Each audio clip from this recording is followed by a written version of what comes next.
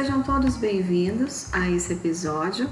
Hoje o nosso tema é a importância da consulta inicial. Essa consulta inicial, pessoal, é em qualquer área da saúde. Por quê? Porque todas as áreas têm um protocolo específico que significa consulta inicial, que é o primeiro contato do profissional com o paciente, e é nesse primeiro contato que o profissional ele vai ter a possibilidade de conhecer as expectativas do paciente. Por meio da avaliação dessas expectativas é que nós profissionais podemos alinhar as necessidades do tratamento. É importantíssimo que essa primeira consulta ela seja feita de uma forma clara, de uma forma precisa, onde tanto o paciente quanto o profissional se sintam à vontade para perguntarem e ou responderem as questões. É importante também que o profissional ele tente estabelecer um relacionamento empático, um relacionamento honesto. Por quê?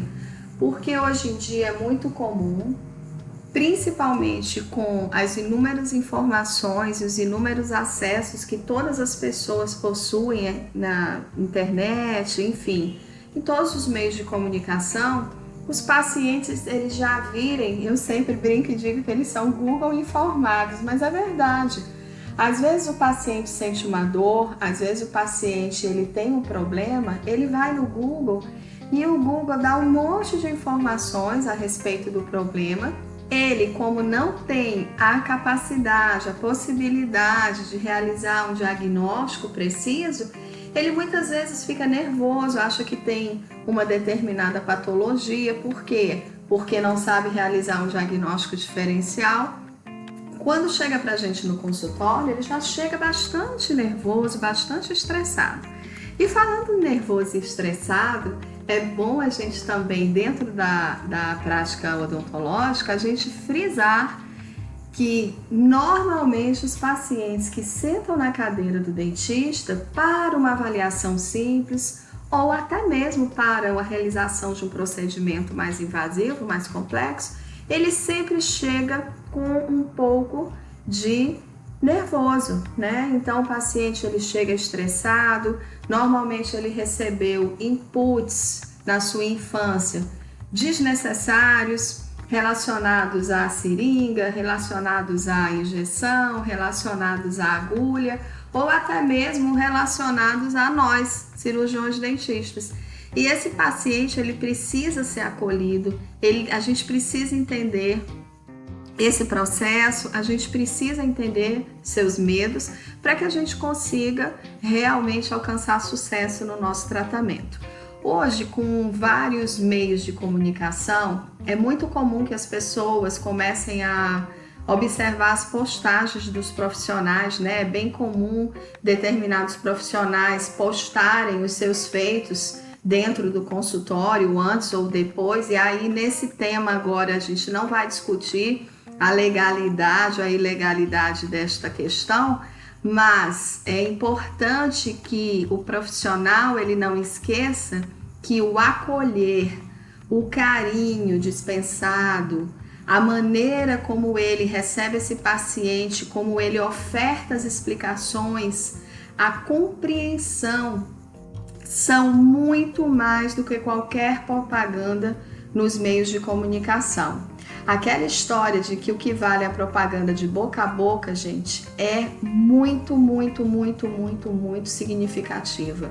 E com certeza o que vale é a propaganda boca a boca realmente. Quando você é bem tratado em um local, quando você é bem recebido, quando você desempenha as suas funções de uma forma satisfatória, o paciente ele vai sair da tua clínica, ele vai sair do teu atendimento e ele vai sim falar coisas muito boas a seu respeito.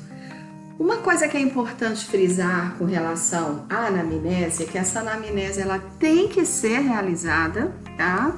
Ela tem que ser uma anamnese criteriosa, e embora dentro da anamnese a gente tenha uma área onde a gente escreve a queixa do paciente, mas isso não quer dizer que nós vamos apenas nos dedicar e nos importarmos com essa queixa. Não, nós necessitamos realizar um exame clínico intra e extraoral completo. Bem, professora, mas eu não sou dentista. Você está falando de um exame intra e extraoral? Pessoal, a anamnese é para qualquer área. Se você é médico, você vai fazer aquele exame clínico que você aprendeu, com certeza nos seus livros de semiologia, da mais completa forma possível, céfalo-caudal. A mesma coisa na enfermagem, com certeza a mesma coisa na fisioterapia, com suas particularidades para cada área, na psicologia e assim sucessivamente. Precisamos realizar uma história clínica completa do paciente. Por quê? Porque muitas vezes o paciente, ele quer ter aquele problema dele resolvido, ele quer resolver de qualquer forma. E ele esconde muitas vezes fatos. Ele não informa que ele toma determinado tipo de medicamento, ele não nos informa que ele muitas vezes não está realizando o controle glicêmico de uma forma satisfatória. Então é nesse momento da anamnese que nós temos a possibilidade de, através de uma conversa, pesquisarmos se existe alguma patologia pregressa, se existem comorbidades, se esse paciente ele faz algum tratamento, se é um paciente de risco, se ele tem alguns antecedentes hereditários. E nesse momento também da anamnese, devemos verificar os sinais vitais. E quais são os sinais vitais, gente? Temperatura, pressão arterial, frequência cardíaca e frequência respiratória. Então, mesmo que você, na sua área, não dê uma valoração à temperatura do paciente, isso não quer dizer que ela não deva ser verificada. Agora, claro, em determinadas áreas da saúde, verificamos pressão arterial e frequência cardíaca no mínimo. Por quê? Imagina se teu paciente ele tem alguma situação emergencial na cadeira. Como que você vai traçar um parâmetro de quanto é que estava a pressão dele antes e agora quanto que está depois de um procedimento ou depois até mesmo de uma situação emergencial? Então isso serve de critério para que a gente também saiba como esse paciente chegou para a gente. Quanto que estava a pressão arterial dele, quanto que estava a frequência cardíaca. Isso a gente vai discutir com mais propriedade quando a gente estiver abordando determinadas patologias mais específicas nos próximos episódios, tá? Mas desde já, de antemão, eu já quero reafirmar a importância de uma história clínica minuciosa e que você obedeça o protocolo que você aprendeu na sua universidade, que você aprendeu nos seus livros. Esses protocolos eles são feitos exatamente para serem seguidos e para que você tenha uma segurança melhor no atendimento do paciente. Espero que vocês tenham gostado desse episódio e nós nos encontramos no próximo.